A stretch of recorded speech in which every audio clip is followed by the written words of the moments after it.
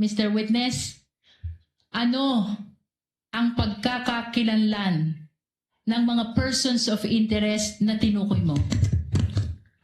Respectfully, Mr. Presiding Officer, kinalulungkot ko po pero sa akin pong katatayuan bilang NBI Director, hindi ko po maaaring isiwalat ang pagkakakilanlan o pagkatao ng ating mga persons of interest na ito sapagkat gaya ng aking sinabi, this is a continuing and an open investigation po sa nangyari po na pagkontrata sa pagpatay sa ating Pangulo. Mr. Witness, matagal nang iniintay ng sambayanan kung sino ang taong kinausap ng Vice Presidente. As a matter of fact, maging ang ating iginagalang na mga senator judges ay nagtatanong din kaugnay ng pagkakakilanlan ng taong kinausap ng Presidente. Ano ang dahilan, kung mayroon man, bakit mo sinasabi, Vice President? Bakit mo sinasabi na hindi ito pwedeng i-disclose o isa publiko itong mga persons of interest na tinukoy mo? Alam po ninyo, maraming kadahilanan. Tayo po ay nasa law enforcement. Kapag ang ganito pong bagay na it's an open and continuing investigation ay ating isisiwalat, unang-una pong mangyayari rito ay makukompromiso po ang ating investigasyon.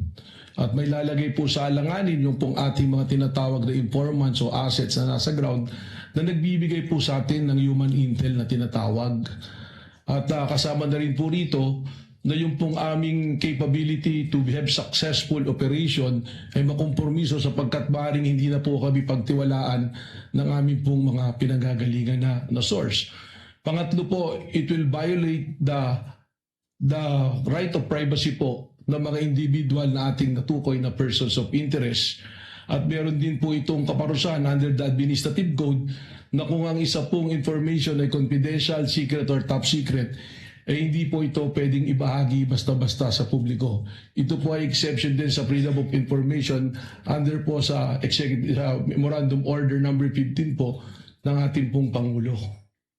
Mr. Witness, binanggit mo ang maraming dahilan kung bakit hindi mo pwedeng i-disclose itong pagkakakilanlan ng mga persons of interest.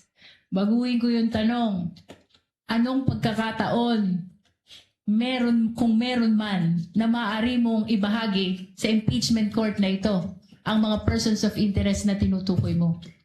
Alam po ninyo, kahit dumating yung punto na matukoy na natin kung sino ang kinausap, we have the right to protect yung pong aming mga informants. Sapagkat ang pinoproteksyonan din po namin dito ay ang institusyon ng NBI.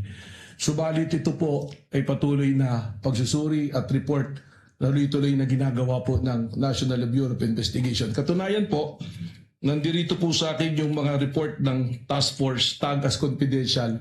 Kaya pagpamanin po ninyo na talagang hindi ko po ito pwedeng ibahagi na pagpapubliko.